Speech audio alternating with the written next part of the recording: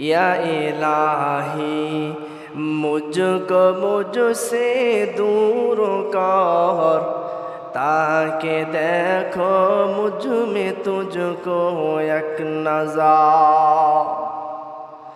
আল্লাহ রাব্বুল আলামিন, এ বান্দা, যখন তোমার অন্তরের মধ্যে চিন্তা থাকবে না, মাই কুছ হো, আমি কিছু হয়ে গিয়েছি, আমি ধনী হয়ে গিয়েছি, আমি চেয়ারম্যান হয়ে গিয়েছি, আমি বাচ্চা হয়ে গিয়েছি, আমি রাজা হয়ে গিয়েছি। ও বান্দা, যতক্ষণ তোমার ভিতরে টেনশন আসবে না, ততক্ষণ তুমি মনে করবা আল্লাহ তাআলার প্রিয় বান্দা হয়ে থাকতে পেরেছো।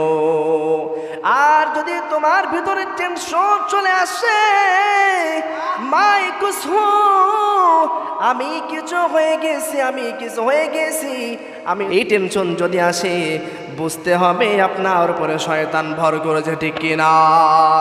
আল্লাহর দেওয়া জমিনে আল্লাহর দেওয়া হুকুম চলবে, আল্লাহর দেওয়া জমিনে আমার পয়গম্বরের হুকুমই চলবে। এর বাহিরে যে কথা বলবে, বুঝতে হবে ওর ভিতরে সম্পূর্ণ নিফাকি আর মুনাফিকি। জোরে বলুন ঠিক কিনা?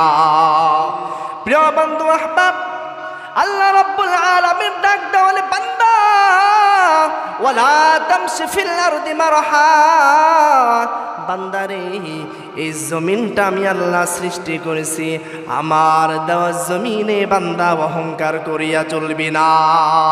বান্দারে, যদি অহংকার করিয়া চলো, এই বান্দা, এই বিন্দু পরিমাণ অহংকারের কারণে আমল নামায় যত নেকি রয়েছে, বান্দা, আগুন যেমন কাঠকে পোড়ায় দেয়, তোমার এই অহংকার সমস্ত আমলকে পোড়ায় সাফ করে দিবে।